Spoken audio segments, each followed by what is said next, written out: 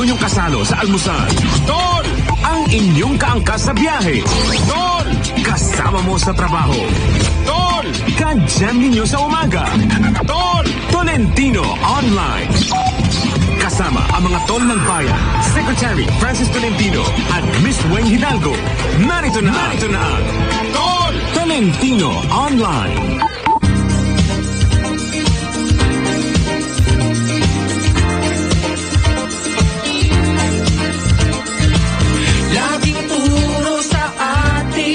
Magandang umaga po sa inyong lahat. Ngayon po ay December 31, araw ng Lunes.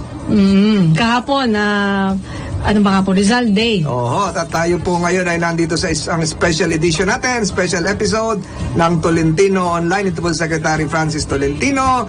Malapit na po ang countdown natin. Ilang oras na naman. Happy New Year na. 2019 na. Happy New Year po sa inyo. Happy New Year po sa ating mga kababayan na inaasahan na maging maayos ang ating bagong taon 2019. Kumusta, Tolweng, ang iyong Pasko?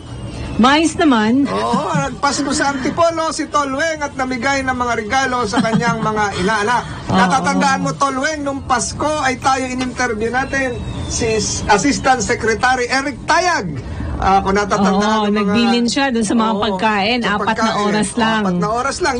Yung bilin po ng DOH, ganun din po ang gawin natin ngayong New Year. Mamayang medianoche. Mamaya, pagsalubong natin sa New Year, ganun din. Yung huwag tayong kumain ng kumain. At alam mo ba, Tolweng, itong December 31, ito yung mga year-end report. Dadaanan natin kung ano yung mga importanteng kaganapan dito sa ating bansa. Hindi ko makakalimutan yung pagsoli ng Balanggiga Bells ng bansang Amerika after 117 years. Hindi rin natin makakalimutan yung pagpasa ng Bangsamoro Organic Law na magkakaroon ng plebisito ngayong mga nangyaring malalaki. January 21. At hindi rin natin makakalimutan yung mga napakarami rin siguro controversy, iskandalo na nakaharap ng ilang nating mga kababayan ngayong nakaraang taon at hindi ko na isa-isahin yan. Actually, tayo din dito sa TOL, magmula nung nagsimula tayo nung August, diba?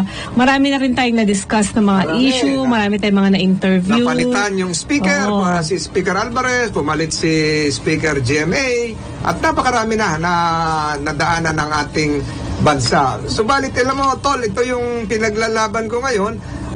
Noong nakaraang mga araw, nag-file po tayo ng isang petisyon para mapigil yung pagtaas ng presyo ng tubig dito sa Metro Manila. Kasi ngayon January, balak itaas ng Maynilad at Manila Water. So, binigyan sila ng authority ng MWSS, pero susubukan po nating pigilin yan dahil hindi naman ito gasolina gaya ng galing sa Middle East na apektado ng kung ano-anong fluctuation. Tubig natin ito. So, tsaka utility talaga to. Araw-araw kailangan. Kailangan matutukan po natin yan. Si Tol Francis po, Tolentino, ang isa po sa pumipigil sa pagtaas ng presyo ng tubig dito sa Metro Manila. Tayo pa naman kasi ang mga Pilipino dahil mainit dito sa Pilipinas, mahilig tayong maligo, mag-swimming. Hindi lang yan. Magsasummer nga, Tolweng. At ngayon nga, bagong taon, yung paghugas ng plato, paglinis ng bahay, tubig talaga ang kailangan. So, bagong taon na bukas sa Tolweng. At, actually, mamaya lang. Congratulations sa mga nanalo sa Metro Manila Film Festival. Hindi ko na isa-isahin ang pangalan ninyo. Congratulations sa mga tumabo sa takilya. Maraming salamat sa nanood sa at maraming salamat sa pagbibigay saya sa sambayan ng Pilipino. Dapat din siguro, Tolweng, yung mga kababayan natin, paalalahanan, ano ba yung kanilang New Year's resolution sa 2019. Ikaw, alam ko, marami kang New Year's resolution. Pero alam mo po, yung New Year's resolution sa mga kabataan, nangyayari dyan, minsan hanggang 1 week, 2 weeks lang yan. Yun. Pero alam mo, Tolweng, nagpapasalamat ako sa mga mga followers ko sa Facebook. Tumataas yung followers ko. Mahigit 400,000 na ako ngayon. Wow, Maraming salamat sa mga followers ko, pati sa francistolentino.com. So, ikaw, anong New Year's resolution mo, Tol? Ang New Year's resolution ko ay sana ay mas marami rin ako matulungan pa kahit wala ako sa pwesto sa pamahalaan. Ako kung ano pa rin yung last year. Napakabilis lumipas nung 2018, Tolweng. Ang bilis ng panahon. Oo. Ngayon ay marami na sa Kaya atin nga, pinaghahandaan natin ngayon pala yung alas 12 mamaya. Oo, yung paputok, paingay. Ayun, kasi bawal na ang paputok. Manood na lang tayo ng fireworks display sa designated areas. Pero yung mga paputok, ang pwede na lang daw sa bahay, yung pailaw. So safe na yan. At least, di ba? Yung sinasabi ni Doc Eric Tayag. Nung nakaraan pa. Oo, na Pasko. pagka nasa bahay lang, yun lang, yung mga pailaw na lang ang pwede. Wag na tayong magpaputok para iwas na rin sa disgrasya, iwas sa sunog, ganyan. At speaking of sunog, mamaya may makakausap tayo sa BFP kung ano naman yung kanilang ginagawa para i-remind yung mga kababayan natin na na mag-ingat at wag masyadong magpakasaya. Mamaya nanonood nga tayo ng fireworks display, iniwan naman natin na nakabukas yung mga appliances sa bahay pagkakasunog naman. Alam mo, Tolweng, nung MMDA chairman ako, sinubukan ko rin magkaroon ng communal fireworks display. Ang sumunod sa akin noon, kung hindi ako nagkakamali, Marikina, Pateros, pero napakahirap talagang ipatupad yan dahil napakalapit natin sa Bulacan. Sa Bulacan, binibili kung ano-ano na yung mga Piccolo, Pop-Pop, Goodbye Philippines, Goodbye Napoles, Watusit, Lapla, lahat Goodbye na. Napoles. Meron pang Super Goodbye Lolo. Meron pang Goodbye Universe, Sentro ni Judas at kung ano-ano na.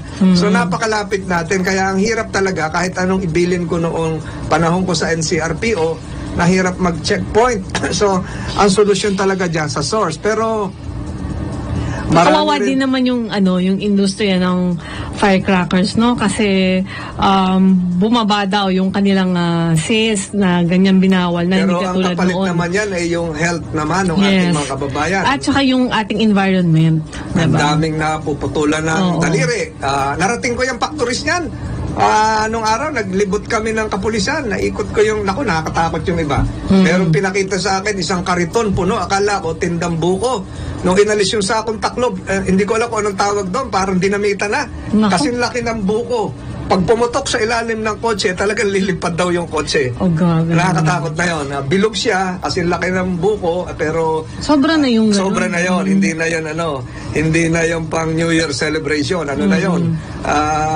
Roadside bombing na yun. Tsaka syempre iwas din sa nagpapaputok ng baril, mga sumpak, ha? Kaya kinukongratulate ko ang NCRP at ang kapulisan, yung nilagyan ng mga tape yung dulo ng mga baril ng pulis. Pero dapat talaga sumunod lahat dahil sa ating kaligtasan po yan. Oo, wag tayong masyadong magpadala kasi iba dyan pag nalasing na hindi mo na mapigilan pag nalasing nang gigigil sa tuwa At saka nakakatakot dyan, Tolweng, yung mga nagmamadaling umuwi sa kanilang bahay, bawa pa Cavite, pa Batangas, pa Laguna, pa Bulacan, nagmamadali para makasama yung kanilang pamilya, ay mahagisan ng nakabukas yung bintana, hagisan ng paputok. Ay dako, aksidente ang aabutin yan.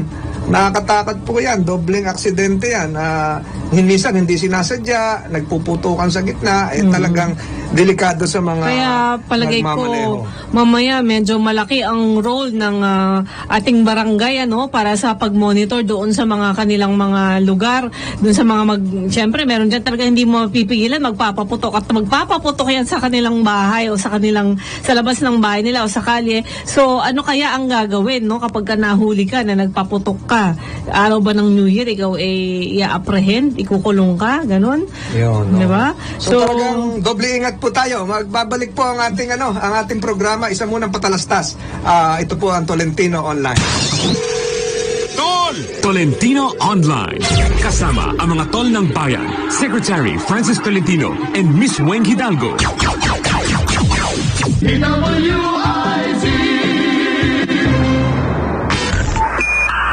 Muli nating balikan ang Tolentino Online. Kasama ang mga tol ng bayan, Secretary Francis Tolentino at Miss Weng Hidalgo.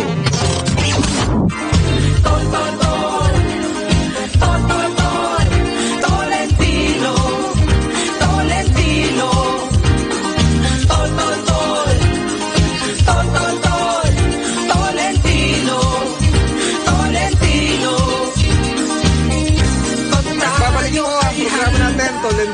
line, kanina pinag-uusapan natin yung uri ng mga paputok. Diba nabanggit ko, Tolweng, yung mga Piccolo, Giant Wheatie, Super Lolo, ang dami pala nito. May Mother Watusi Rockets, pa, oo. Big Bawang, Huiton, Bin Laden, Atomic pa ko. Sobra-sobra ito. Giant Whistle Bomb. So, lahat ito Wala pa nga pinagbabawal. dito yung mga plapla, oh. Mga Oo. super, grabe, ang dami. Pero, nako, yung mga nagbebenta din, wag nang magpuslit. Ayan, kasi minsan, pagka ganitong araw, ay binabargain na lang nila yan. Oo, pero may batas talaga Republic Act 7183, an act regulating the sale, manufacture, distribution, and use of firecrackers and other pyrotechnic devices. Ang lalabag sa batas ay maaaring magmulta ng 20,000 to 30,000 o makulong between 6 months to 1 year. Siguro mamaya ma-interview mo natin. Na-interview mo ang tiga Bureau of Fire Protection tungkol sa mga paputok at baka may maidagdag pa ang ating mga otoridad. Alam niyo ba mga tol, bumaba ng 40% ang firecracker-related injuries last year kasi pinatupad ito ni Pangulong Duterte at ginagawa niya ito sa Davao. Sana ngayon ay magpatuloy ang positive trend at mas bumaba pa kasi nakakaawa naman yung mga kabataan na naputulan ng daliri. Lalong-lalo na sa probinsya, kakain ka ng suman tapos mag-iitsa ka ng labintador. Di nakadikit nga naman yung labintador sa daliri mo. Nasa linya na ba natin ang Bureau of Fire Protection? Good morning. Sino nasa linya? Senior Inspector Hector Agadulin ng Bureau of Fire Protection. Magandang umaga, Senior Inspector Agadulin. Magandang umaga, sir. Magandang umaga po sa inyo lahat. Opo, ito si Secretary Francis Tolentino. Ano ba maipapayo mo sa bagong taon na yung ating mga kababayan ay sumunod sa mga regulasyon tungkol sa bawal na paputok? Opo, sir. Mula po itong linggo na to ay mag-iikot na po kami para paalalahanan ng ating mga kababayan at paigtingin namin yung inspection namin sa mga lahat ng tindahan na nagbebenta ng paputok na hindi sumusunod sa ating mga patakaran na inutos ng ating saligang batas. Ngayon po ay ang karamihan pong sanhin ng sunog, lalo na dito po sa pagsapit ng Pasko at ang bagong taon, ay ito nga po, itong mga nagdipa ng illegal na paggamit ng paputok at saka itong mga illegal collection na nagsabay-sabay na po. Kaya po, mula itong week na to po, dire-diretso na po natin ang pag-iikot natin sa lahat ng mga barangay, lahat ng mga establishment, para nagsaka doon ay maiwasan natin po yung napakaraming sunog na nailata na tuwing Kapaskuhan. Ayan, so, nag-iikot naman po kayo, di ba, tuwing magbagong taon? Yes, sir. Yes, ma'am. May caravan kayo para i-remind. Opo, ma'am. Opo, umiikot po kami sa lahat ng mga barangay, ma'am. Itong week na ito, ma'am, inumpisahan po na namin po, ma'am. Nung nakaraang linggo. Year po. Opo. So anong payo mo, sir? Mag-communal fireworks display ang ating mga kababayan ngayong bagong taon? Yun po ang gusto pong mangyari ng ating pamahalaan na kung maaari ay i-observe na lang po natin yung mga tamang lugar na dapat doon tayo magpaputok. At kung hanggat maaari, hayaan na lang natin yung mga ibang ahensya na gumagawa ng fireworks display. Makipanood na lang po tayo tinagaan ng lugar ng ating batas. Alam niyo sir, nung MMDA chairman ako, pinaguhuli ko yung mga nagsusunog ng mga gulong sa kalye. So siguro dapat may efforts din dito kayo kasi dalawa nangyayari dyan. Unang-una, yung polusyon dahil napakasama ng usok ng mga sinusunog na gulong sa kalye. Pangalawa, nagrereklamo na ang DPWH at ang ating mga LGU dahil pagkatapos ng sunog nauuka po yung asfalto doon sa mga kalyeng pinagsusunugan. Siguro dapat may efforts din po ang Bureau of Fire Protection tungkol dito. Tama kayo sir. Ako po ay nasa NCR nung kayo po ay ng MMDA at nakita ko po yung samahan ng ating programa noon na in-intensify natin yung pagbabawal ng pagsusunog ng lahat ng anumang struktura sa kalsada. Kasi ganito po yun sir, minsan po yung gulong na sinusunog kahit doon sa mga communal fireworks Yes, sir. display, iniitsahan lang ng rebentador yung gulong na nasusunog, doon na nagpuputukan. Oo. So, Yes, sir. Tama po. Tama po yan. Tama yan, sir. so yun po siguro ang dapat nating ipagbawal. At alam ko naman po kayong magiging alerto ngayong bagong taon at kayo po ay nakahanda, lalong-lalo na dun sa mga napakaraming tao na lugar dito sa Metro Manila at alam ko pong nakatutok lahat kayo. So maraming salamat sa panahong ibinigay nyo sa amin, sir, at Happy New Year po sa inyo. Happy New Year! Maraming salamat din po, sir. Happy New Year din po. Ay, maraming Happy salamat. New Year! Narinig po natin ang PIO ng Bureau of Fire Protection na si Senior Inspector Hector Agadulin. Ayan, maraming salamat. So ayun, dapat nga mag-ingat at manood na lang tayo tapos at least 'di ba, menos gastos pa 'yan kung hindi ka nabibili ng paputok. Kaya tama ka diyan, tol, at kaya siguro dapat makiisa yung ating mga kababayan doon sa efforts ng ating pamahalaan. Ang suggestion ko nga, gumamit na lang ng kawali at mga balde, yung pagpaingay. Mga turotot, mga tabo, mga timba, yun, pukpukin na lang ng para ingay lang naman yun eh. Yung mga alkansya ninyo na delata, yan, yun, na lang ang Pero alam kalog-kalugin. mo ba, Tolweng, nung araw, sinusulong pa rin yung noise pollution efforts. Yung ingay, pollution din yan eh. Nakakadagdag din yan sa stress, pero wala tayong magagawa dahil kaugalian yan, kagawian ng ating mga kababayan. So lakasan na lang natin yung radyo sa mamaya pagdiriwang natin ng New Year's Day at salubungin natin ang 2019 ng buong sigla. At alam ko na bagamat may agam-agam yung iba sa 2019, kung ano yung mangyayari, alam nyo, pagkasama natin ng Panginoon, kasama natin ang dasal, palagay ko magiging masaya ang ating 2019. Tama ba, Tolweng? Oo. Tsaka actually mamaya, pagsalubong lang din natin sa bagong taon, yung mga uuwi after ng medianoche. Sana yung, katulad kasi dati nangyari sa akin yan, yung sa sobrang dami ng mga nagpaputok, sa kalsada wala kang makita. Kasi mausok, hazy talaga yung Ang ano talaga dyan, dapat sa bahay ka na lang. Oo. Bakit siguro pupunta ka pa, Tolweng, sa Antipolo, alis ka, huwag ka na. Oo, nung nakarang taon, ganon. Kasi ano na yan matutulog ka na noon. Wag na ho kayong pag-alagala mamaya. Steady na kayo sa mga bahay niyo para salubungin ang bagong taon. Magbabalik po ang ating programa pagkatapos ng ilang patalastas. Tol! Tolentino Online.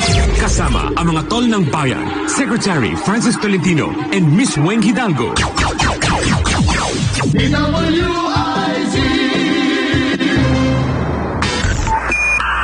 Muli nating balikan ang Tol Tolentino Online. Kasama ang mga tol ng bayan, Secretary Francis Tolentino at Miss Weng Hidalgo.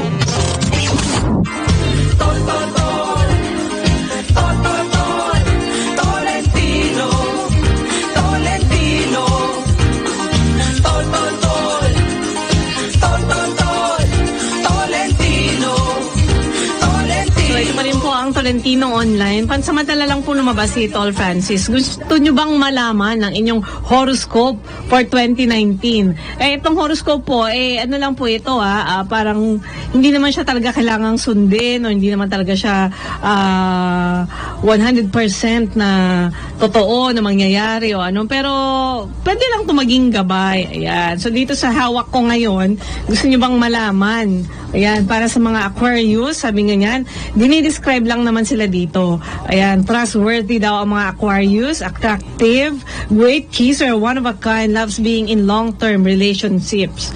Ayan, si Pisces naman, caring and kind, smart, likes to be the center of attention, very organized, high appeal to opposite gender. Ayan. He likes to have the last word. Yung mga Aries naman, outgoing, lovable, spontaneous, not one to mess with, funny, excellent. Ayan. So, mga Aries yan, Ito namang Taurus, aggressive, loves being in long relationships. Totoo po ba yan sa inyo? Likes to give a good fight for what they want. Can be annoying at times, but for the love of attention. Okay, so sa mga Gemini naman, nice. Love is one of a kind. Great listeners. Yan daw po mga Gemini. Very good at confusing people. Paano kaya yun? Lover, not a fighter, but will still knock you out. Yan.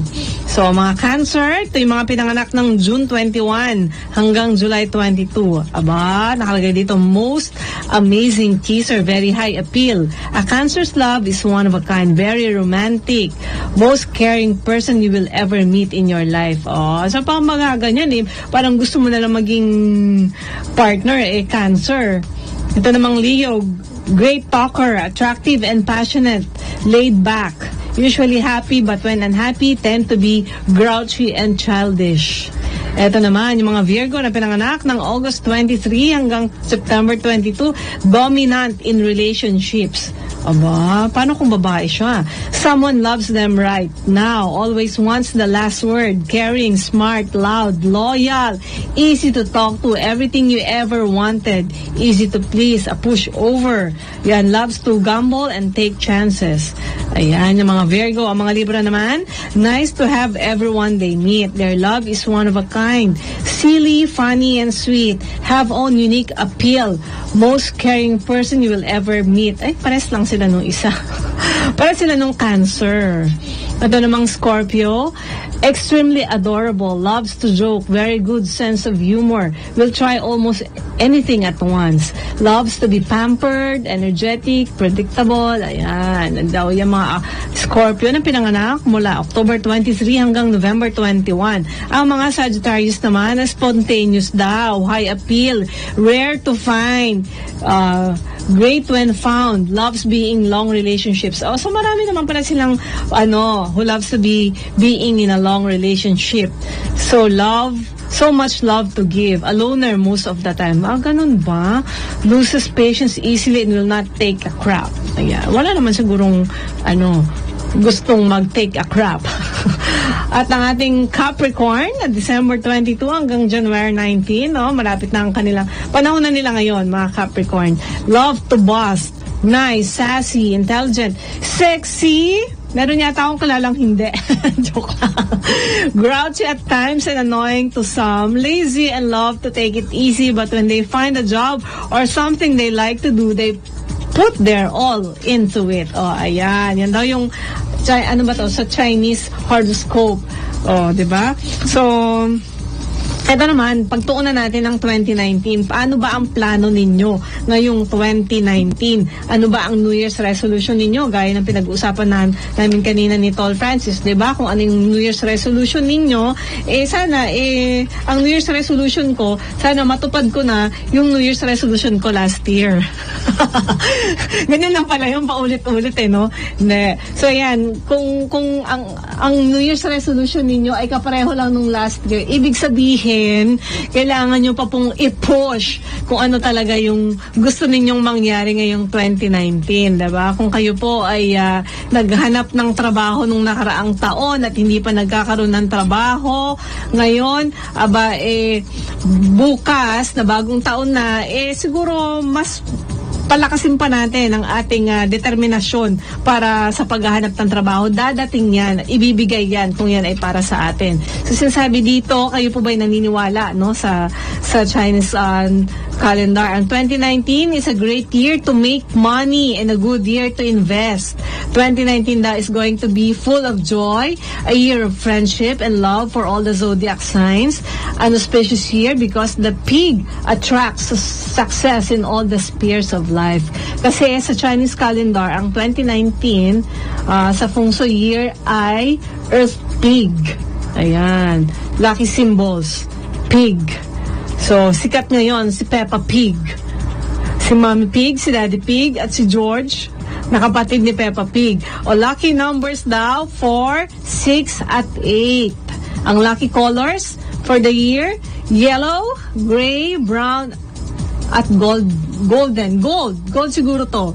Lucky days, the 2nd, the 7th, the 10th, and the 11th day of every month of the Chinese calendar. So, ibig sabihin, kung kayo po ay magninegosyo o mag-attend ng trabaho o kaya may interview, kung pwede nyong ipaset daw ng 2nd yung 2nd day o 7th day, 10th at 11th day of the month. Ayan. So, yan po ang payo ng ating mga feng shui expert. At ang lucky directions, southeast at northeast. Paano kung papunta ka sa southwest? Sa northwest? Hindi ba lucky yun? Ito po naman ay pinagbabasihan lang. Pero matindi ang paniniwala dito ng ating mga kapatid na Chinoy o mga Chinese. So, wala naman po daw masama kung tayo ay maniniwala, diba? So, yun lang. Tignan lang din natin. Pero syempre, ang pinaka-importante pa rin ay ang ating pananampalataya. Ayan. Wala naman pong ibang giver of life, giver of blessings, kundi ang ating Diyos, diba? So, dun sa mga tol natin na naniniwala sa mga feng shui, ayan, may gabay po tayo. At dun sa mga hindi naman naniniwala, let it go. Ganun lang naman talaga. So, ano lang naman po yan. Kanya-kanya po tayong pananampalataya at paniniwala, diba? So, maya-maya po ay makakasama pa rin natin syempre si Tol Francis. Siya lang po ay may nasikaso dyan lang sa tabi-tabi. So, magbabalik po ang Tolentino Online. Tolentino Online. Kasama ang mga tol ng bayan, Secretary Francis Tolentino and Miss Weng Hidalgo. Muli nating balikan ang Tolentino Online. Kasama ang mga tol ng bayan, Secretary Francis Tolentino at Miss Weng Hidalgo.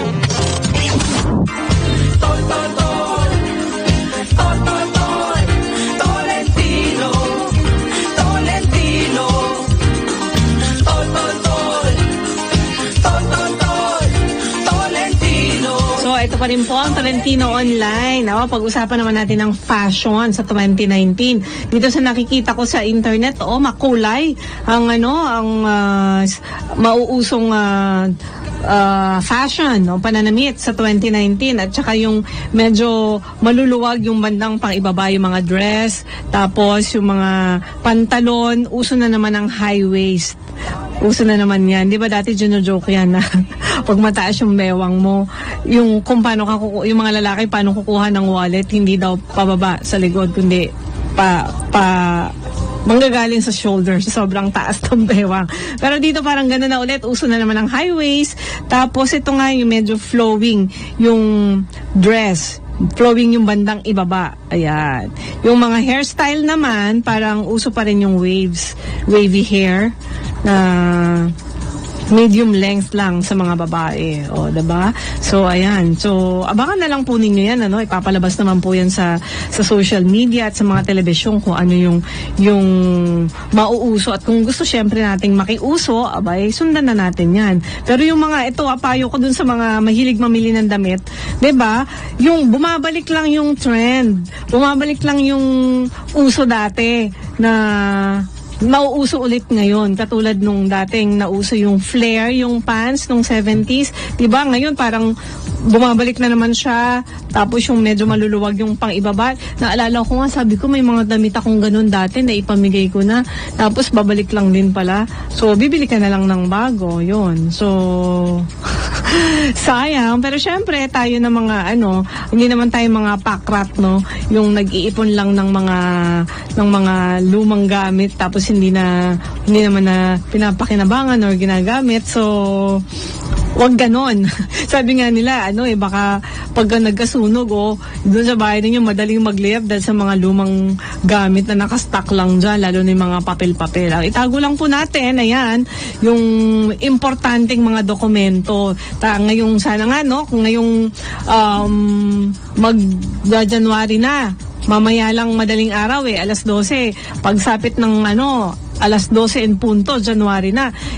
Sana tayo po ay nakapaglinis ng ating mga closet nitong mga nakaraang araw, diba? So, mahaba-haba naman ang bakasyon So, nakapaglinis, nakapagligpit ng mga gamit na hindi na kailangan, yung mga papel-papel, mga bills, mga resibo na hindi naman na mapapakinabangan, i-ano na natin yan, i-shred or itapon na lang para, diba, hindi na makadagdag doon sa sa sinasabing basura doon sa cabinet. Ayan. Minsan guilty ako dyan kasi, di ba, yung mga resibo, minsan kailangan mong balikan, o yung mga files na kailangan mong balikan. Ang ginagawa ko, yung planner ko, tsaka yung diary, kung may kailangan akong i-backtrack, doon ko na lang siya chine-check. Kahit nga yung ginagastos ko sa credit card, nire-record ko kung kailan yan, para pagdating sa akin ng bill, hindi ko may isip na, kailan ba yun? Ginamit ko ba to? Anong araw? Yan, ganyan. So, kung ginamit, yun. So, hindi ka magtataka. So, ayan, kailangan maging organized na po tayo ngayong 2019 para hindi lang po sa gamit, kundi maging organized tayo sa lahat ng aspeto ng ating buhay. Diba? Kung ano yung mga pagkakamali natin noong 2018, i-correct natin yan. There's always a chance. I-correct natin yan ngayong 2019. Kung ano man yung mga pagkukulang natin, punuan natin yan ngayong 2019, diba? Para nga naman hindi pa naman huli ang lahat. Sa bawat araw na tayo po ay gumigising, pagbuka ng ating mga mata, diba?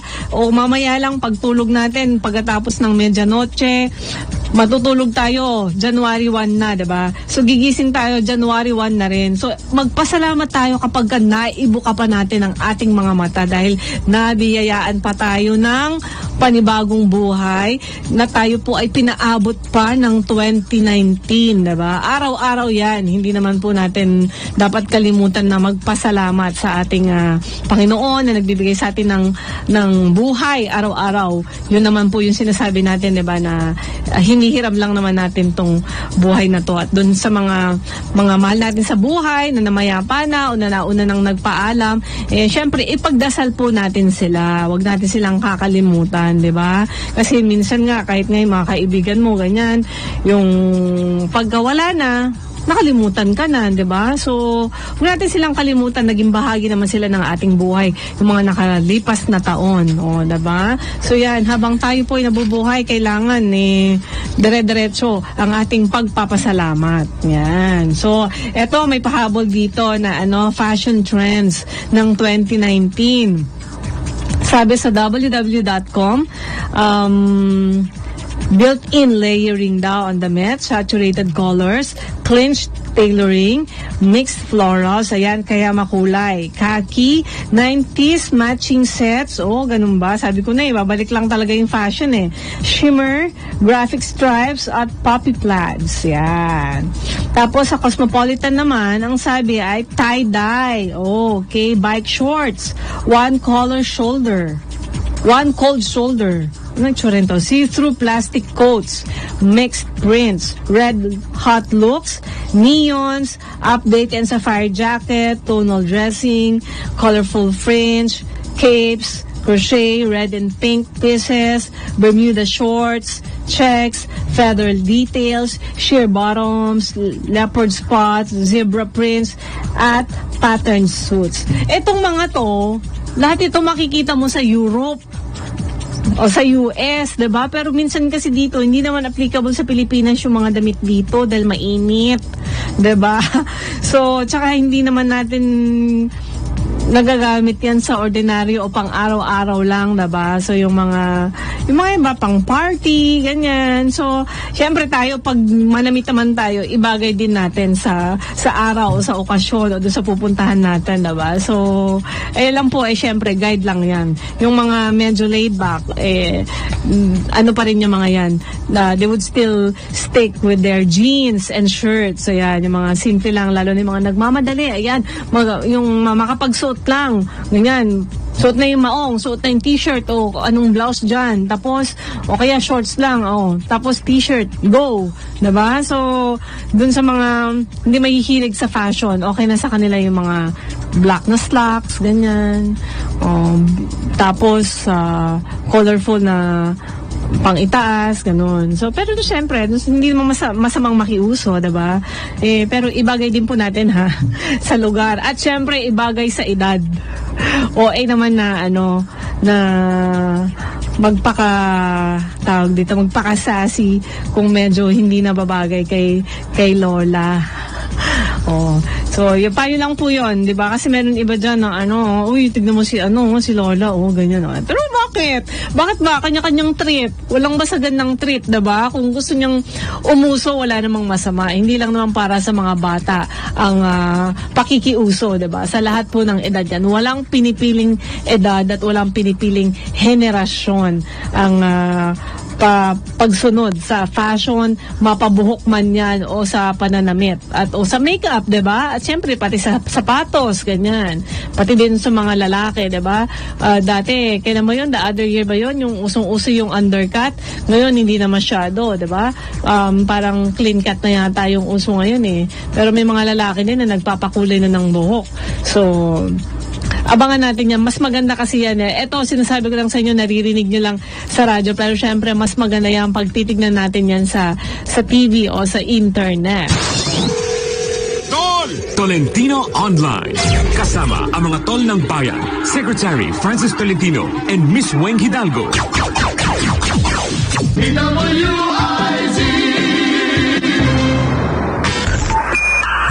Muli nating balikan ang Tolentino Online. Kasama ang mga tol ng bayan, Secretary Francis Tolentino at Miss Weng Hidalgo.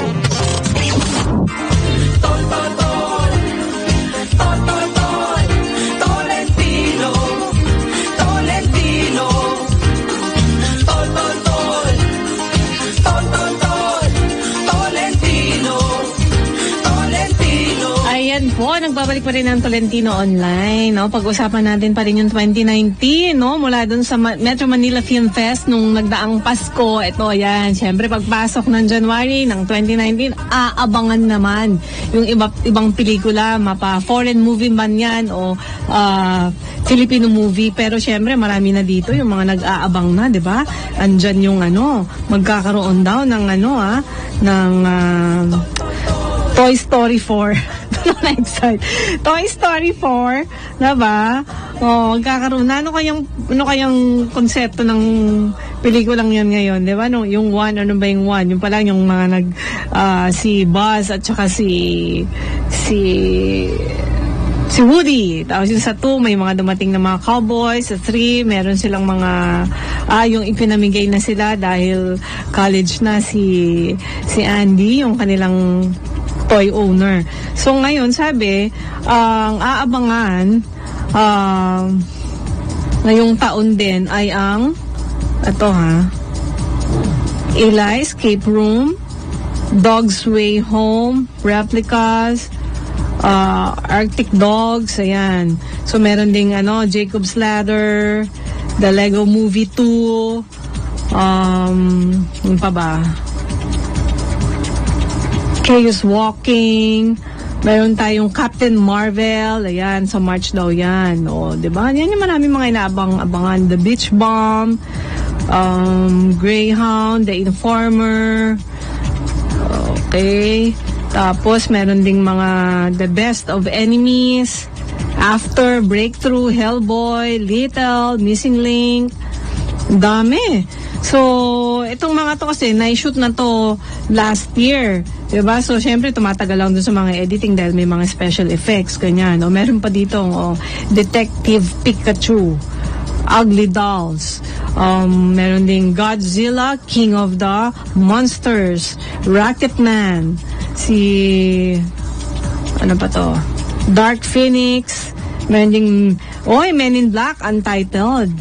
Meron na rin, nagbabalik yan. Tapos, Child's Play, at yung ngayon nabanggit ko yung Toy Story 4, tapos, Limited Partners, ito hanggang na itong tinitignan ko po hanggang July. Makikita nyo naman po yan sa Google.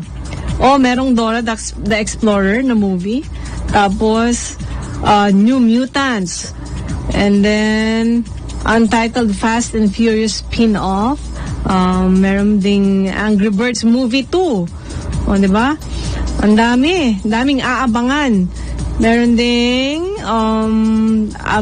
Abominable, The Hunt, Gemini Man, yan, The Addams Family, Zombieland. Ang daming may mga sequel. So, Star Wars, pero December pa yan next year. Tapos Little Women, Super Intelligence. Yan, ang dami. So, exciting naman tong mga pelikula na ating inaabangan taon-taon. Lalo na yung may mga prequel, sequel movies. Syempre, masarap manood nung medyo may istorya kang sinusundan, diba? Kaya, mag-ipon-ipon, magkano na ba ang pelikula ngayon? Nasa 200 na yata, diba? So, pagkatapos mong mag-allocate ng pera para pang panood, syempre kailangan ka ring mag-allocate ng pang snack mo. So hindi lang aabot, syempre minimum na 2 kayong manonood, diba? O alam na manood ka mag-isa, wala mang ka-excitement yun. Kung manonood kayo 2, sabi mo na 500 yung movie, tapos kakain ka pa sa loob ng sinihan, diba? So gagastos ka siguro kulang-kulang 1,000. Kaya syempre hindi naman po masamang magkaroon ng ganyang panunood. Kumbaga, after a week's work, dapat din tayong mag-relax, pang de-stress yan. Matapos nating harapin ang linggo-linggong natin, ginagawa araw-araw. Matapos tayong humarap sa ganyan, sa trabaho, puro trabaho, sub-sub sa trabaho. Diba? Kailangan din natin mag-relax paminsan-minsan. Kaya, deserve din naman natin na mag-mall, mag-movie, diba? So, pag-ipunan din natin yan para nga naman na tayo po ay hindi nakakalimot na i-treat din natin ang ating sarili. Tolentino Online. Kasama ang mga tol ng bayan, Secretary Francis Tolentino and Miss Weng Hidalgo.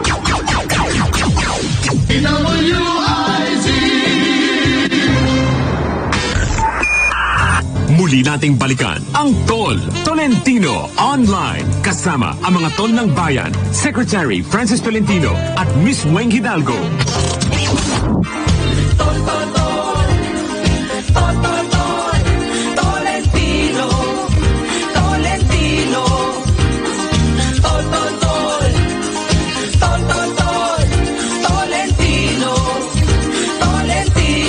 Balik po ating programa, Tolentino Online. Alam mo, Tolweng, napakabilis nangyari itong 2018. Parang hindi ko ito naramdaman.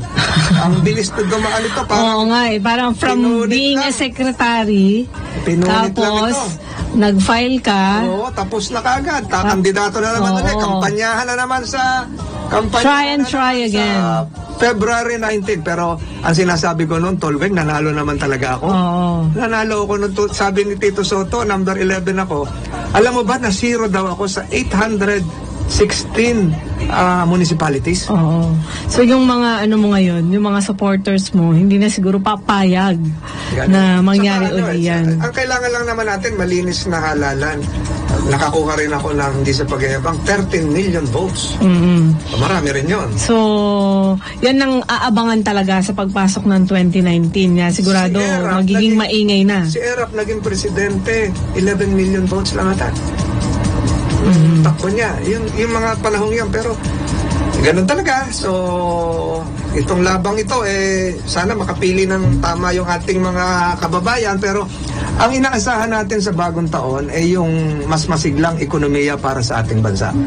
Nagkakaisa yung ating mga kababayan, tinutulungan ng pamahalaan, at kung merong may mga controversy, dapat ma-expose. Yun po yung gusto nating malaman, at yung mga kababayan natin, yung nagdaang panahon, bunga ng inflation, sana gumaan naman yung buhay nila. Kaya pinaglalaban po natin na wag tumaas yung presyo ng tubig. Kasi napakabilis po nung announcement. Basta pinaskil na lang sa dyaryo na tataas sa January ang tubig sa Maynila at Manila water area. So bigla, pati Boracay sinama nila. So napakabigat po nun. At saka sinabi rin, tataas na naman din yung presyo ng gasolina. Di ba nagkaroon ng serye ng pagbaba ng gasolina nitong mga nakaraang buwan, tapos biglang, babawiin? Patikim lang ba? Pero ang sinasabi ko, Tolweng, ang pinakamahalagang pangangailangan ng bawat tao, tubig.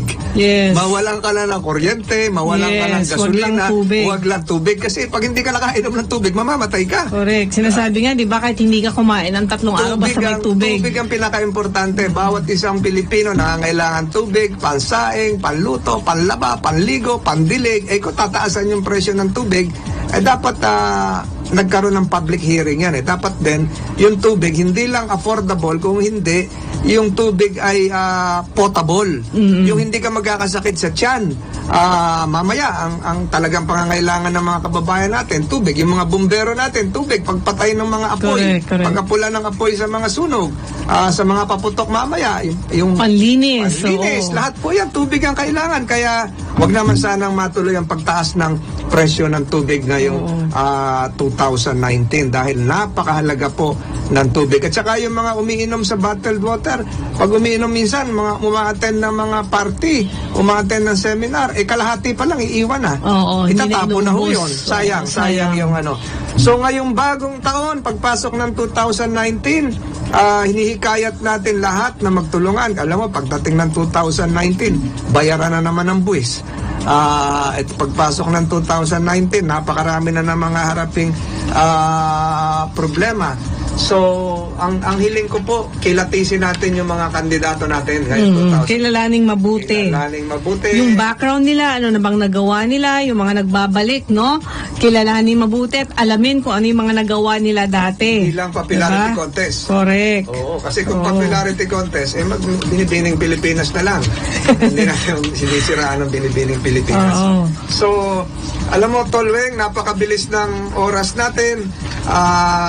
Marami tayong pinagdaanan ng ating bansa ngayong 2018 na may pagmamalaki po natin yung pagbabalik ng Balingiga Bells, pag-host natin ng ating bansa ng APEC at napakarami ng nangyari noong 2018. Napakabilis.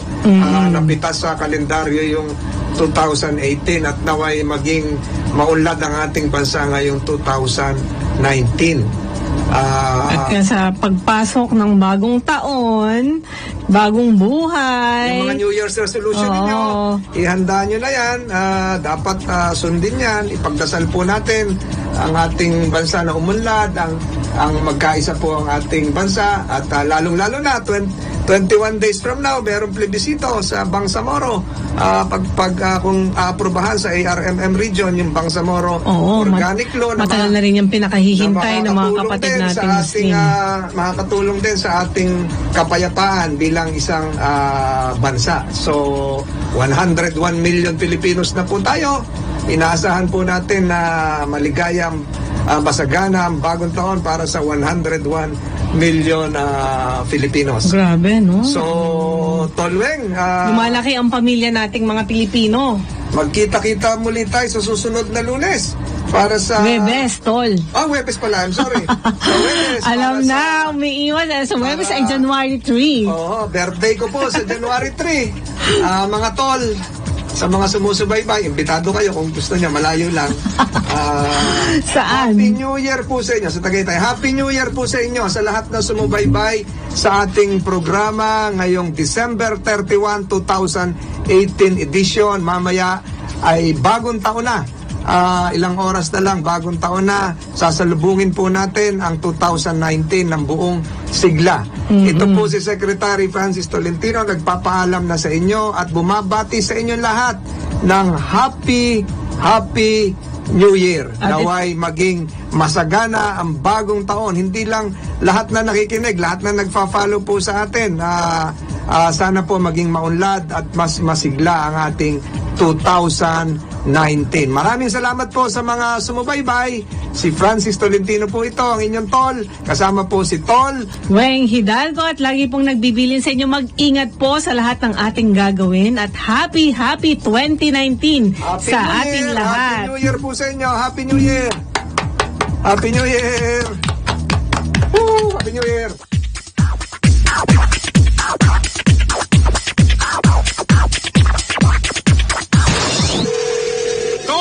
Tolentino Online.